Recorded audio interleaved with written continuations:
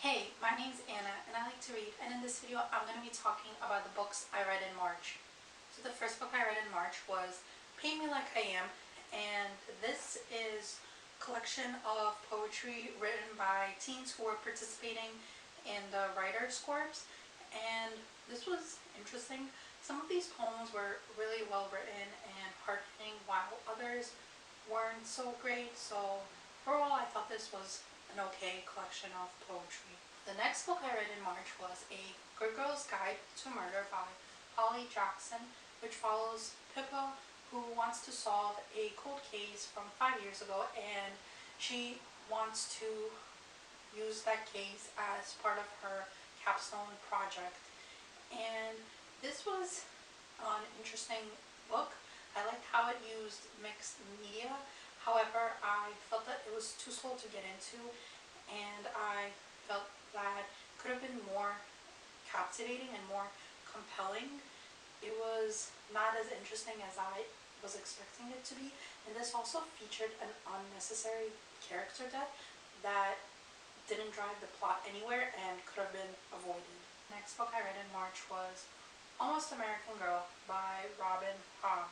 This is a graphic memoir that follows Robin's move from Korea to Alabama, and I enjoyed reading this book. I thought the art style was great, and I really enjoyed reading about her story. However, I felt like this could have been more in depth. So the next book I read in March is the Entertainment Weekly Guide to Supernatural, which is technically not a book, but I'm still counting it anyway. And this basically celebrates Supernatural and its fandom and the cast and the 15 seasons of the show, and basically goes behind the scenes and has exclusive interviews. I thought this was interesting and I enjoyed reading this magazine. And the last book I read in March was The Starless Seed by Erin Morgenstern. This book follows Zachary, who finds a book one day in a library, and the book has a story about his own childhood. And then he discovers an ancient library underground, and this book follows his adventure after that. So I thought that the author has very beautiful prose. However, I felt like there was no plot up until page 300, and things don't really start making sense up until the very end of the book. I think that the writing was very beautiful. However, I felt like the relationships between the characters weren't very well developed. I feel like there wasn't really a plot to this book, and while she made some interesting characters, I feel like they could have been developed better, and it was very slow to get into because it doesn't really pick up until page 300, and it's very confusing and doesn't really make sense. And I think that the author was too focused on the prose to actually develop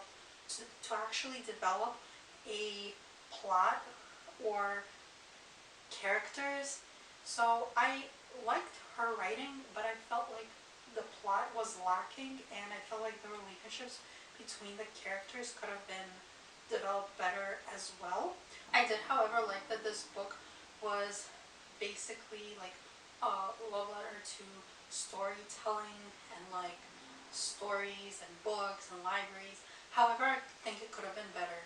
So those were all the books I read in March. What books did you read in March? Let me know in the comments, and if you like this video, subscribe, and I'll see you in another video soon. Bye.